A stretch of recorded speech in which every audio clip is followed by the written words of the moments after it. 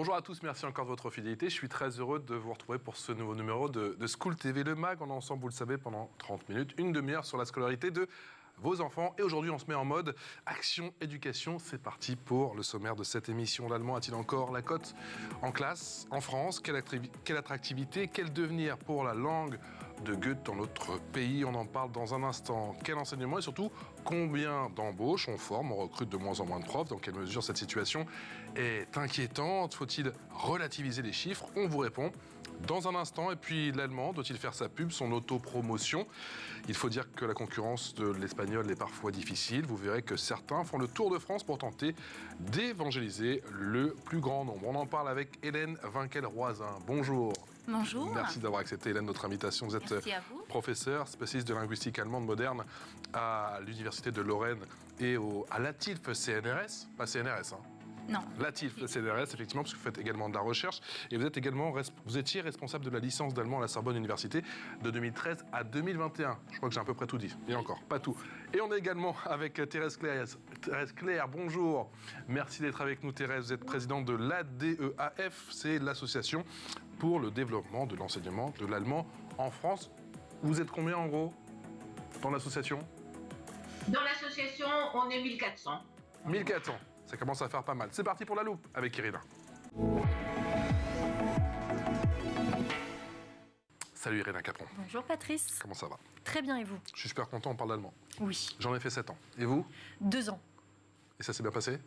Oui, j'en garde de bons souvenirs. Ok, mais je commence à traduire. Ça a été compliqué. C'était compliqué, effectivement. Entre 2006 et 2021, Irina, le nombre d'enseignants d'allemand en France a presque été divisé par 2. C'est vrai, alors nous savons qu'il y a une pénurie de professeurs en France, mais cela se ressent davantage pour les enseignants d'allemand. Selon les résultats du dernier CAPES d'allemand, 72% de postes n'ont pas été pourvus en 2022. Au total, ce sont plus de 1000 postes d'enseignants d'allemand qui n'ont pas été pourvus durant les 10 dernières années. Par exemple, en 2006, il y avait environ 10 189 professeurs d'allemand contre 5 801 en 2021. Et pourtant, le nombre d'élèves qui apprennent l'allemand a augmenté dans l'enseignement primaire et secondaire? Effectivement, en 2006, ils étaient 625 000 élèves apprenant l'allemand contre 800 000 en 2021. Aujourd'hui, les professeurs d'allemand se retrouvent avec plus d'élèves sous leur responsabilité, mais le pourcentage d'élèves en classe d'allemand est en diminution depuis les années 90. Les élèves du primaire et du secondaire n'étaient que 14,7% à pratiquer la langue allemande en 2021 contre 22,9% en 1980. Comment on explique cette baisse de l'enseignement? Alors tout d'abord par la concurrence avec l'espagnol. Contrairement à l'allemand, les élèves apprenant l'espagnol sont en augmentation depuis 1995, passant de 28,9% à 58,3% en 2021. Et ensuite, les différentes réformes sont pointées du doigt par les professeurs d'allemand, notamment la réforme du collège menée en 2015 qui a supprimé la majorité des classes bilingues et européennes.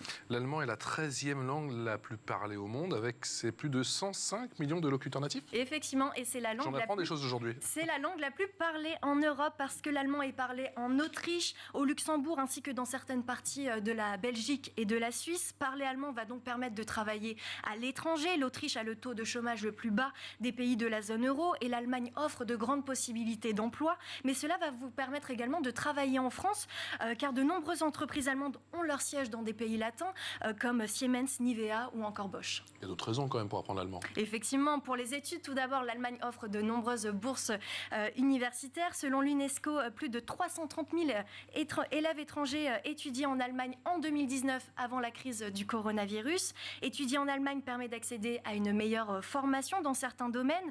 Après l'anglais, il faut savoir que l'allemand est la langue la plus utilisée dans le monde scientifique et technologique. Et parler l'allemand, ça va permettre de mieux comprendre la mentalité, la culture et l'histoire du pays. On va parler umlaut, on va parler déclinaison. C'est parti, l'expression orale. L'expression orale avec Thérèse Claire, avec Hélène Winkel-Roisin. Hélène, moi j'ai fait allemand en première langue, hein, je me souviens, c'était en 6e, il fallait absolument à l'époque, en tout cas c'était à l'époque, je commence à me faire vieux, faire allemand pour être dans la bonne classe. Ça a changé aujourd'hui?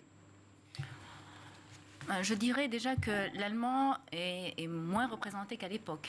Nous avons maintenant l'allemand uniquement en première langue avec l'anglais bilingue, dans les classes bilingues, allemand-anglais. Moi, c'est ce que j'avais eu, hein. Ouais, mais dès la sixième. Dès la sixième. Ouais, c'est ça. De nos jours, je ne sais pas si c'est encore cette mentalité, sachant que l'allemand, quand même, va permettre après de développer, comme l'a dit Madame, d'importantes capacités et compétences pour l'avenir. Thérèse Claire, je vous disais, il y a une vingtaine d'années, même une trentaine d'années, il fallait faire allemand et pourquoi pas dès la sixième pour être dans la bonne classe, que ça a changé maintenant? Alors, oui, oui, ça a changé. Et puis alors nous, ce qu'on défend, c'est vraiment l'allemand pour tous. Et le message qu'on veut faire passer, c'est que l'allemand est accessible à tous les élèves et sortir de cette image de l'allemand, une langue réservée à certains. Une élite, ouais. Alors, ce qui est vrai. Je vous écoute. Pardon, oui. Donc, et c'est lié. Alors, vous avez parlé des déclinaisons, qui ont fortement marqué l'image de l'allemand, mais finalement, c'est peut-être une des seules difficultés de la langue allemande qui fait qu'il faut du temps pour que ça devienne des automatismes, mais on ne met pas du tout l'accent là-dessus maintenant, puisqu'on l'enseigne en tant que langue de communication. Donc ce n'est pas réservé, c'est accessible à tous les élèves, et d'autant plus en utilisant le dispositif des classes bilingues qui permettait de donner plus de temps pour créer ces automatismes, pour ces quelques difficultés. Pour le reste, vous l'avez dit, l'allemand, c'est une langue régulière, structurée, et donc sûrement structurante pour les élèves, et puis d'un immense intérêt non seulement économique, mais culturel, mais c'est aussi la langue de l'amitié franco-allemande. Thérèse a évoqué les déclinaisons. C'est vrai que j'en ai parlé des déclinaisons.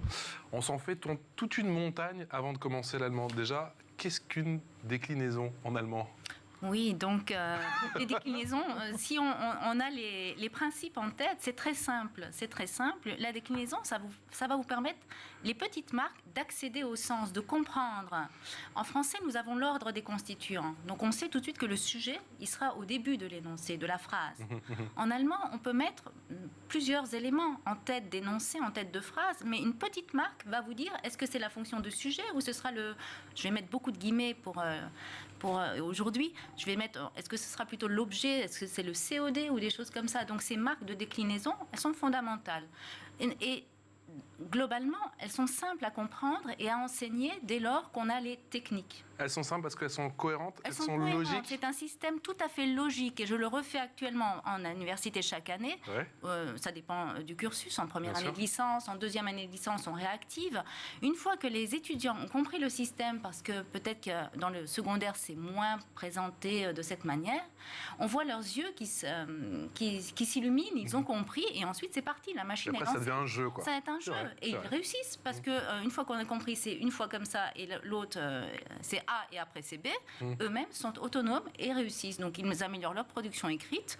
À l'oral, ils deviennent plus sûrs et la motivation est décuplée. Thérèse Claire, il y a une forme de logique, justement, on parlait de ces déclinaisons, il y a une forme de logique dans la langue allemande, dans cette magnifique langue vivante. Et est-ce que ça permet de progresser en maths? Parce que moi, c'est ce qu'on me disait à l'époque. Alors, tout ce qui est logique, quand il y a une structure logique, effectivement, on a parfois comparé l'allemand et les mathématiques, mais l'allemand, c'est une langue vivante. C'est bien sûr une langue avant d'être une science, et ça relève bien sûr des sciences humaines. Donc, mais en revanche, je pense que c'est une langue qui a très peu d'irrégularité. Donc, une fois qu'on a compris le fonctionnement, la structure de la phrase, elle a une structure qui est assez simple. Et puis après, il y a toute la richesse du lexique. C'est une langue anglo-saxonne, donc il y a beaucoup de similitudes de vocabulaire avec l'anglais, mais c'est beaucoup plus régulier que l'anglais. Oui. C'est vrai que pour ceux qui ne le savent pas, quand on commence allemand, et moi j'apprenais pour le coup les deux, il y a beaucoup de similitudes. Oui, ce sont deux langues de la même famille. Donc on en retrouve la liste des verbes irréguliers en anglais, to become, became, become, en allemand bekommen, bekam, bekommen, et voilà, les deux sont liés. Une fois qu'on a fait l'anglais, l'allemand va avec. J'ai l'impression d'être de retour en cours. Là. Ça y est, c'est parti. C'est ça qui est fantastique. Je vais t'interroger dans 20 minutes.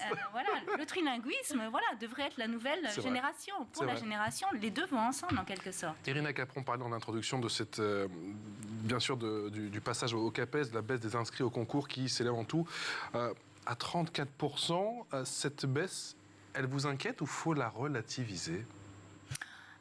Bon, on peut déjà, il ne faut pas généraliser trop rapidement certaines informations que l'on peut lire ou entendre. Il faut toujours recontextualiser. Vous me dites qu'on peut tout faire dire aux chiffres, c'est ça? Voilà, si on ne les a pas dans le contexte. Déjà, la 34%, c'est si on regarde sur la période 2018-2021. Oui. Si on regarde les rapports du jury du CAPES, comme on l'a fait entre nous, on observe qu'il y a une chute entre 2018 et 2021 de 34%. Mais elle ne concerne pas que l'allemand. Si on regarde actuellement d'autres langues vivantes étrangères, c'est peut-être plutôt un problème fondamental au niveau des langues vivantes étrangères en France. Si on regarde le CAPES d'anglais, par exemple, et je parlerai encore du CAPES d'italien d'ici quelques secondes, le CAPES d'anglais, cette année, nous avons une chute du nombre de postes mis en concours entre 2021 et 2022. On a perdu près de 17% de postes au concours du CAPES d'anglais, alors que le besoin est criant en enseignants, si j'ai bien compris. Bien sûr. De la même manière, en CAPES d'italien, par exemple, nous avons un certain nombre d'inscrits, mais il y a le nombre d'inscrits, un chiffre qui est donné, mais la réalité sur le terrain, c'est qu'après, les candidats vont au concours. Et on regarde de plus près le rapport du CAPES d'italien, on se rend compte qu'il y a moins 55% de présents. Donc il y a un décalage entre les inscrits. Il y a quand même eu un gros creux en 2017. Au niveau de Au niveau des inscrits concernant le CAPES en allemand, après, effectivement, ça a tendance à remonter. Alors, tout ça, il faut remonter à l'origine. Il y a des réformes. Donc, le CAPES, c'est ce qu'on voit. Mais il faut remonter. Comment en arrivons-nous là? C'est parce qu'il y a à chaque fois, il y a une réforme. Une réforme, les réformes. 3 en 5 ans. 3 en 14 ans. Ouais. Donc ça fait tous les mandats présidentiels. C'est quand même beaucoup. C'est quand même assez énorme. Quel est votre sentiment, Thérèse Claire, justement, sur le nombre d'inscrits au CAPES avec cette chute, disait Irina, entre 2018 et 2021 de 34%? Chute qu'il faut relativiser ou pas? Oui. Non, moi je ne la relativiserai pas du tout. Ça fait 10 ans qu'on pointe en fait l'écart, enfin le fait que de nombreux postes ne soient pas pourvus chaque année au CAPES d'allemand. Donc ce n'est plus conjoncturel, c'est vraiment devenu structurel et c'est en lien avec le manque d'attractivité de la profession d'enseignant en général et auxquelles s'ajoutent les difficultés spécifiques du professeur d'allemand, du professorat d'allemand. Thérèse Claire, l'année 2022 est une année de transition avec de nouvelles modalités pour le concours du CAPES, c'est ça? Non, alors moi je dis que ce n'est pas lié. Les nouvelles modalités du concours du CAPES ont pu encore accentuer un phénomène qui est récurrent depuis plus de 10 ans et qui est maintenant devenu structurel. Et à mettre en lien avec le manque d'attractivité de la profession d'enseignant, encore accentué pour les professeurs allemands.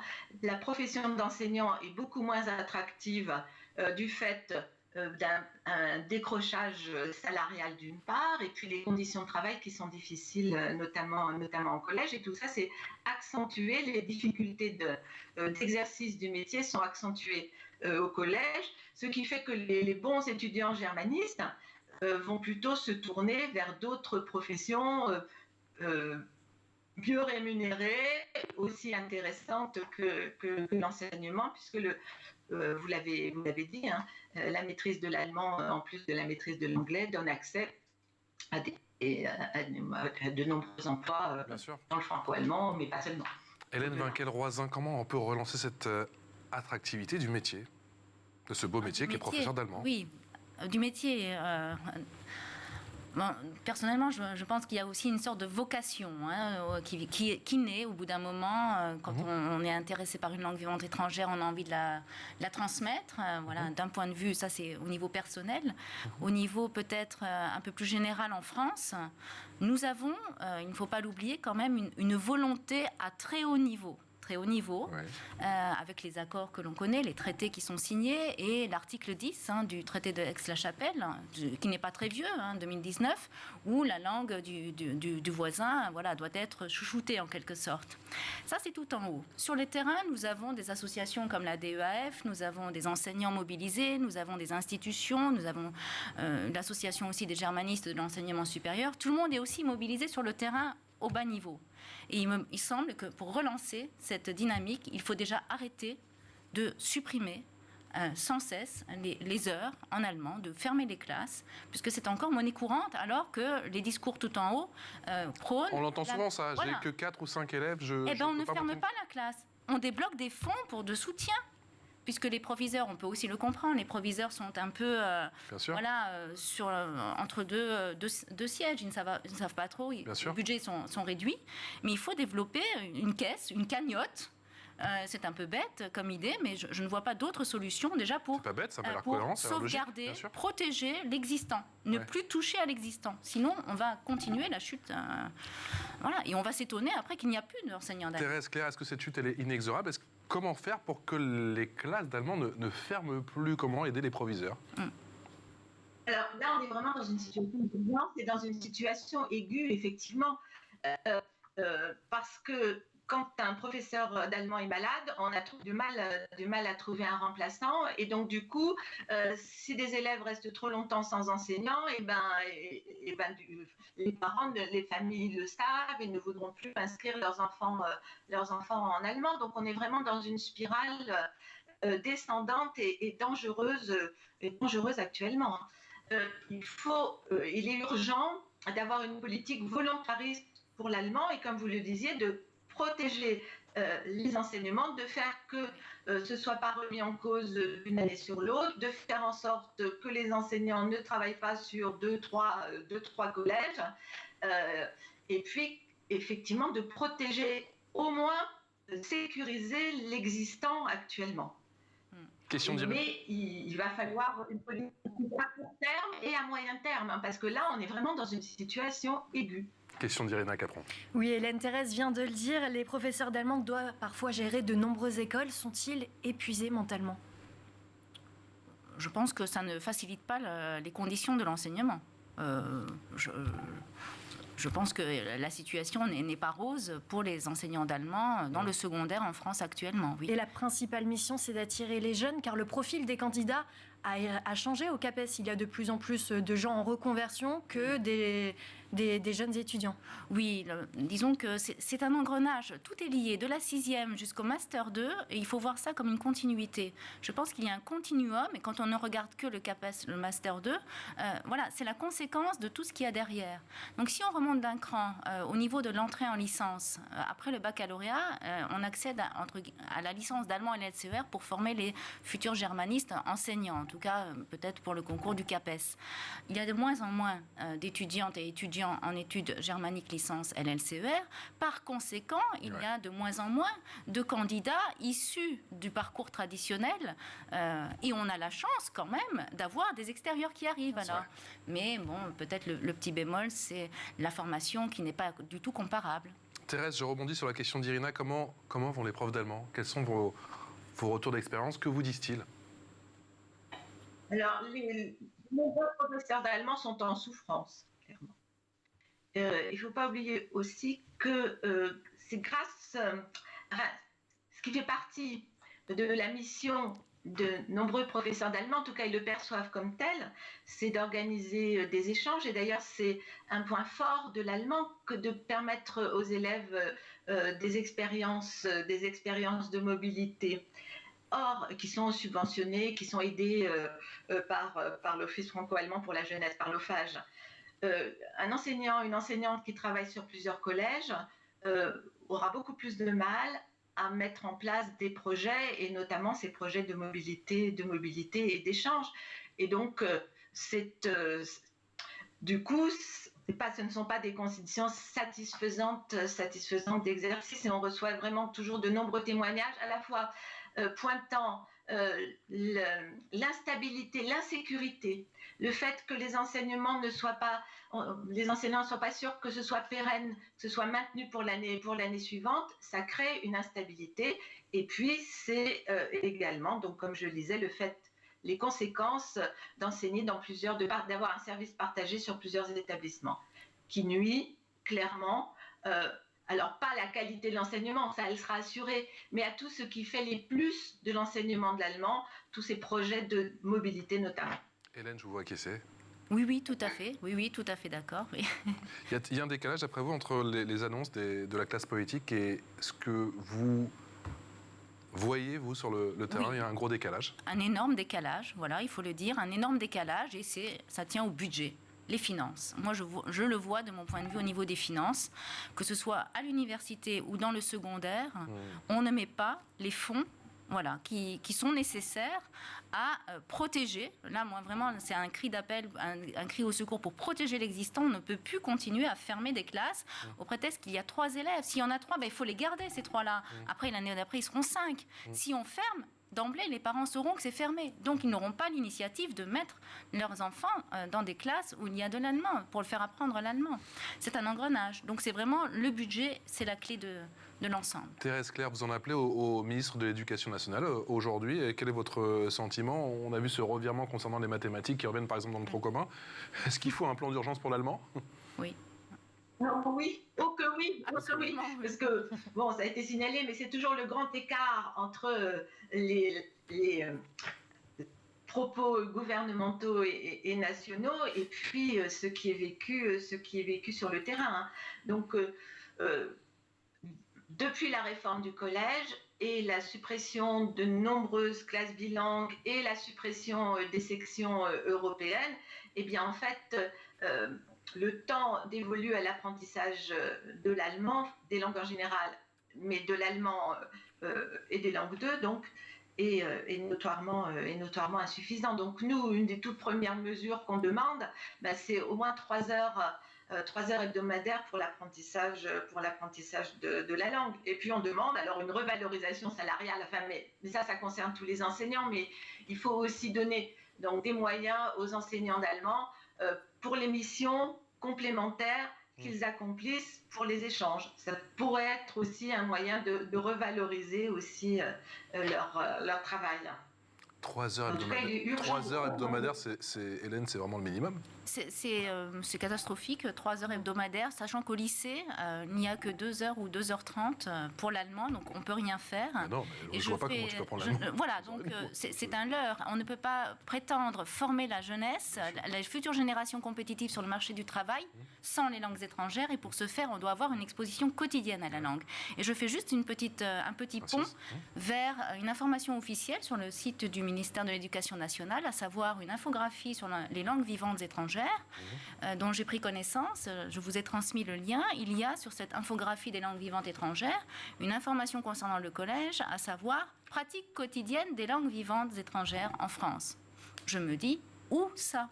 Dans quel collège en France y a-t-il une pratique quotidienne de 2 langues vivantes étrangères? Wow. Voilà. Donc il y a cette infographie qui date de mars 2019. Et actuellement, la réalité, il y a encore un décalage. On va appeler le ministère de l'Éducation nationale. C'est parti pour l'info en plus. L'info en plus d'Irina Capron. Irina, vous nous parlez d'un programme qui se nomme MobiClass. Exactement, le programme MobiClass existe depuis 2001. 12 jeunes Allemandes et Allemands parcourent la France pendant une année scolaire. Leur mission est d'intervenir dans les classes pour promouvoir la langue, la culture allemande et à encourager les élèves à tenter une expérience à l'international. Nous avions déjà reçu il y a quelques mois Bente qui faisait partie de MobiClass justement, et l'animation dure entre 55 et 110 minutes. Elle se fait généralement en allemand avec des mots simples, des mots transportés transparent et facile à comprendre. Les animateurs allemands se servent également de différents médias comme des textes ou des musiques actuelles pour captiver et attiser la curiosité des élèves. Alors tous les enfants et les jeunes scolarisés dans un établissement d'enseignement général ou professionnel peuvent participer gratuitement au programme. Les animateurs allemands s'adaptent en fonction de l'âge. Les établissements scolaires intéressés par ce programme peuvent prendre contact facilement et gratuitement avec l'animateur situé dans sa région et remplir le formulaire en ligne. Et il faut savoir que chaque année, les 12 animateurs de MobiClass rencontrent en moyenne plus de 50 000 élèves dans 800 établissements scolaires. Thérèse Claire, on en est là. L'allemand doit faire son autopromo, doit faire sa pub. Oh, oui, absolument. L'allemand a besoin de promotion. D'ailleurs, ça a été un souci pendant le confinement. Hein. Effectivement, de nombreux professeurs d'allemand se mobilisent pour aller faire de la promotion dans l'enseignement primaire. Ça ne va pas de soi pour les familles de choisir l'allemand. Vous l'avez évoqué, mais si on regarde maintenant au niveau de la classe de 5e, où tous les élèves ont 2 langues vivantes des enfants, et ben 100% des élèves font de l'anglais, très bien. 75% font de l'espagnol et un petit 15% d'élèves font de l'allemand. Donc, effectivement, il y a un travail de conviction et plus que de conviction, parce que de faire aimer cette langue, c'est une langue qui, dans l'opinion publique, a encore une image négative qu'il est important d'arriver à faire évoluer. Des dispositifs comme MobiClass très clairement vont dans ce sens. Il faut faire en sorte que ça devienne une langue du cœur et pas seulement une langue de raison parce que c'est utile. On sait que la décision ultime, elle n'est pas rationnelle, elle est toujours plutôt irrationnel, même si après coup on trouve de bonnes raisons de justifier son choix. Hélène Winkel-Roisin, pour avoir envie d'apprendre l'allemand, il faut aller découvrir l'Allemagne. Les deux vont ensemble. On apprend l'allemand pour aller en Allemagne et on va en Allemagne et là on découvre aussi l'allemand, peut-être, même si au départ on n'a peut-être pas la sonorité allemande en tête, on découvre la beauté de la langue vous parlez à une passionnée, donc... Oui, je sais. Mais qu'est-ce qui vous a attiré, vous, justement, dans cette langue allemande? Vous qui, encore au quotidien, faites de la recherche sur cette langue vivante. Oui, voilà, il y a plein de choses à faire, en recherche aussi. C'est quelque chose qui est passionnant, c'est quelque chose d'humain, on se révèle à travers une langue aussi étrangère. Aller en Allemagne, ça change la donne. On découvre aussi une autre culture. Ce n'est pas juste parler une langue, c'est aller vers l'autre, échanger, créer des liens, monter des partenariats. Je me souviens de très beaux châteaux, Ludwig d'Erzfeld. Voilà, par exemple, c'est une aventure vers l'autre. C'est aussi des questions de réalisation personnelle. Thérèse, c'est un coup de foudre avec une langue, un apprentissage d'une autre culture surtout? Bien sûr, c'est vraiment... Et ça permet alors aussi de sortir, de se décentrer. L'apprentissage d'une langue permet de sortir de sa culture et de regarder les choses différemment. Je me souviens d'un élève, deux anecdotes peut-être à raconter, qui ne comprenait pas. Alors, en français, c'est le soleil. En allemand, c'est die Sonne, c'est-à-dire que c'est un mot féminin. Et pour lui, c'était incompréhensible que ça puisse être féminin, puisque en français, c'était masculin. Donc, cette décentration paraît extrêmement intéressante. On sait que l'apprentissage des langues vivantes, c'est une voie vers la compréhension et l'intérêt pour l'autre et la compréhension pour l'autre. Et puis une autre anecdote, c'est quand je récitais une poésie pour faire découvrir la langue allemande, d'avoir un élève qui m'a dit, c'était la poésie de Heinrich Heine, Die Loreley, mais madame, c'est beau l'allemand. Et parce qu'il n'avait entendu que de l'allemand éructé, on va dire, de l'allemand qui était dans de nombreux films. L'allemand aussi, comme toutes les langues prononcées par des militaires, une langue prononcée par un militaire, évidemment, n'est pas une belle langue. Tandis que quand on la... par des poètes, c'est tout à fait, la langue des poètes, c'est tout à fait autre chose. Et l'allemand est aussi une langue de culture. Alors après, et de culture moderne, vous avez dit langue de Goethe, mais bien sûr que Berlin est extrêmement attractif pour les jeunes gens de par la culture contemporaine qui s'y développe. Merci infiniment. On espère qu'on aura convaincu un bon nombre d'élèves de se mettre et d'aller découvrir surtout l'Allemagne. Hélène Winkel-Roisin, merci beaucoup, professeure spécialiste de linguistique allemande moderne à l'Université de Lorraine, et Thérèse Claire, qui est présidente de l'ADEAF, qui est l'Association pour le développement de l'enseignement de l'allemand en France. Merci à toutes les deux. Merci ma chère Irina. On se retrouve demain pour un nouveau numéro de School TV, le mag. Excellente journée. Wiedersehen.